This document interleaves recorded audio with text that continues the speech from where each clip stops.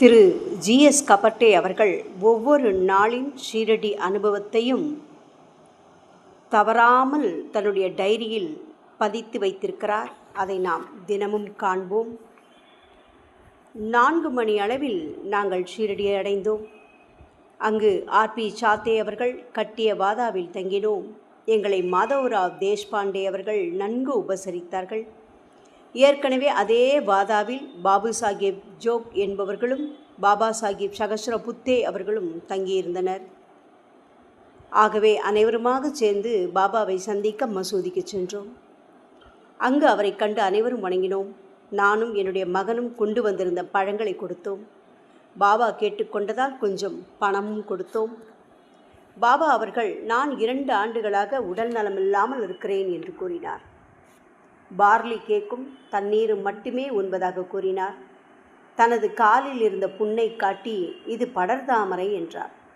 தம் சொந்த வாழ்க்கையை காட்டிலும் தமது மக்களை பற்றியே அதிகம் கவலைப்படுவதாகவும் கூறினார். அது மட்டுமின்றி மக்கள் தமக்கு அதிகம் அன்பு தொல்லை கொடுப்பதாகவும், ஆகவே ஓய்வு கிடைப்பதில்லை என்றும் சொன்னார். இது அறவே தவிர்க்கவும் முடியாது என்று உணர்ந்து பேசினார். எனவே எங்களையும் போகச் சொன்னார். நாங்களும் இடம் விட்டு நகர்ந்தோம். அன்று மாலையில் நானும் மாதவராவ் தேஷ்பாண்டேயும் சேர்ந்திருந்த நேரத்தில் வாதாவுக்கு அருகே பாபா நடந்து போவதைக் கண்டு அவரை வணங்கினோம். அவர் வாதாவுக்கு சென்று அமைதியாக இருங்கள் என்று கூறி சென்றார். நாங்களும் அவ்வாறே செய்தோம். காலையில் குளித்து முடித்து வெளியே வந்தேன். அப்போது அழகிய வேலைப்பாடு கொண்ட குடை ஒன்றை ஒருவர் பிடித்திருக்க பாபா அவர்கள் நடந்து போவதை நாங்கள் கண்டோம். அப்பொழுது பாபா உணர்ச்சி வசப்பட்டவராக காணப்பட்டார். அதன் பின் அங்கே வைக்கப்பட்டிருந்த உணவை அனைவருக்கும் வழங்கினார். எங்களுக்கு உதி சாம்பலை கொடுத்து உடனே வெளியேறும்படி கூறினார். நாங்களும் அங்கிருந்து நகர்ந்தோம். அங்கே பகல் 2:30 மணி ஆன பிறகும் உணவு பரிமாறி முடியவில்லை. மாலையில் நாங்கள் பேசிக்கொண்டிருக்கும் போது அந்த வழியே பாபா உலாவச் சென்று வருவதை கண்டோம். சமஸ்தான குடை, வெள்ளித்தடி, வெண் சாமரம் சகிதம் அவர் சாவடிக்கு சென்றார். இரவு அவர் தூங்கப் போகும் முன் சாவடிக்கு சென்று பார்த்தோம். சாவடி அழகிய விளக்குகளால் அலங்கரிக்கப்பட்டிருந்தது. ராதாகிருஷ்ணமாயி விளக்குடன் வெளியே வந்தாள். மாதவராவ் நாளை வெளியூர் சென்று மறுநாள் திரும்புவதாக கூறி பாபாவிடம் அனுமதி பெற்றார். பாபாவும் அனுமதித்தார். மறுநாள் காலை வழிபாடு முடிந்த பின் தாசில்தாரராக இருந்து ஓய்வு பெற்ற திரு பாபா சாஹிப் பாட்டே என்பவர் வாதாவுக்கு வந்தார். அவருடன் பேசிக்கொண்டிருந்தோம். அவரது முகத்தில் அற்புதமான சாந்தம் குடிகொண்டிருப்பதைக் கண்டேன். இன்றும் சாய்பாபா வெளியே செல்வதைக் கண்டு மகிழ்ந்தோம். மாலையில் மசூதிக்கு சென்று மறுபடியும் தரிசித்தோம்.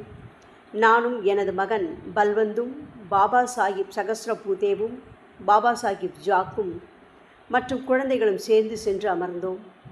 சாய் மகராஜ் நல்ல நகைச்சுவை உணர்வுடன் இருப்பதாக தோன்றியது. பாபா சாஹிப் சகஸ்ரபூதேவை பார்த்து, பம்பாயிலிருந்து வந்துள்ளாரா என்று பாபா கேட்டார். அதற்கு பாபா சாஹிப் சகஸ்ரபுத்தே ஆம் என்றார். அதற்கு பாபா, உடனடியாக பம்பாய்க்கு திரும்பப் போகின்றீர்களா என்று கேட்டார். அதற்கு பாபா சகஸ்ரபுத்தே ஆம், சூழ்நிலையை பொறுத்து என்றார். உடனே பாபா, உண்மைதான், ஆனால் உனக்கு இங்கு நிறைய வேலைகள் உள்ளன. நீ இன்னும் இங்கு நிறைய பணிகள் செய்ய வேண்டியிருக்கும். நீ நிச்சயம் இருப்பாய். நீ அடைந்த அனுபவங்கள் அனைத்தும் உண்மையானவைதான். அவை ஒன்றும் வேடிக்கையானதல்ல. 1000 ஆண்டுகளுக்கு முன்பே நான் இங்கு இருந்திருக்கிறேன் என்று கூறியவாறே என் பக்கம் திரும்பினார் பாபா. முற்றிலும் என்னை பார்த்து முழுவதும் வேறான விவரங்களை பேசினார். இந்த உலகம் வேடிக்கையானது. எல்லோரும் எனது மக்கள். எனவே எல்லோரையும் நான் சமமாகவே பார்க்கிறேன். ஆனால் சிலர் திருடர்களாக மாறிவிடுகிறார்கள். அவர்களுக்காக நான் என்ன செய்ய முடியும்?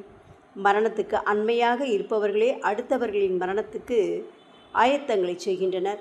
அவர்கள் என்னை மிகவும் துன்பப்படுத்தினர். என் உள்ளத்தை பெரிதும் புண்படுத்தினர். ஆனாலும் நான் அமைதியாக இருந்தேன். கடவுள் மிக பெரியவர். அவருடைய அருளாளர்கள் எங்கும் உள்ளனர். அவர்கள் அனைவருமே ஆற்றல் மிக்க சக்தி உடையவர்கள். கடவுள் ஒருவரை எந்த நிலையில் வைக்கின்றாரோ அந்த நிலையை ஏற்று திருப்தி அடைய வேண்டும். நான் சக்தி உடையவனாக இருக்கிறேன் என்றார். அதற்கிடையில் எனது மகன், பாபா, எனக்கு முன்பு கூறியதைப் போன்று ஒரு கதை சொல்லுங்கள் என்று கேட்டான். பாபா, அது என்ன கதை என்று கேட்டார். மசூதிக்கு சென்ற 3 சகோதரர்களை பற்றிய கதை என்றான் அவன். ஒருவர் வெளியே சென்று பிச்சை எடுக்க விரும்பினார். இரண்டாமவர், அது தூய்மையற்ற உணவு, அது சவுக்காவை களங்கப்படுத்தும் என்று கூறி பிச்சை எடுக்க விரும்பவில்லை. மூன்றாம் அவரோ சவுக்காவை களங்கப்படுத்துமானால் அவரது கால்கள் வெட்டப்பட வேண்டும் என்றார். இவ்வாறு கதை கூறிக்கொண்டே வந்தவர், இது மிகச்சிறந்த கதை என்றாலும் இப்பொழுது வேண்டாம், இன்னும் ஒரு நேரம் சொல்கிறேன் என்று உறுதியளித்தார் பாபா. பாபா, நேற்று ஏன் நீங்கள் கோபமாக இருந்தீர்கள் என்று கேட்டேன். அதற்கு தேலி சிலவற்றை கூறியதால் என்றார். நானும் தொடர்ந்தேன். உணவு பரிமாறும்போது உதைக்காதே உதைக்காதே என்று சப்தம் போட்டது ஏன் என்றேன். அதற்கு சிரித்தவாறே, பாட்டீல் குடும்பம் அவர்களுக்குள் வாய்ச்சண்டை போட்டதால் என்று கூறிக்கொண்டிருக்கையில் சிலர் உள்ளே வந்ததால் உரையாடல் தடைப்பட்டது. சாய்பாபா இனிமையாக பேசினார். அசாத்தியமான அருளோடு அடிக்கடி புன்முறுவலும் பூத்தார். அவரோடு நிகழ்த்திய உரையாடல் அப்படியே என் அகத்துக்குள் ஆழமாய் பதிந்துவிட்டது. உரையாடல் தடைப்பட்டதற்கு உடனிருந்தவர் அனைவரும் வருந்தினாலும் அது தவிர்க்க இயலாதது.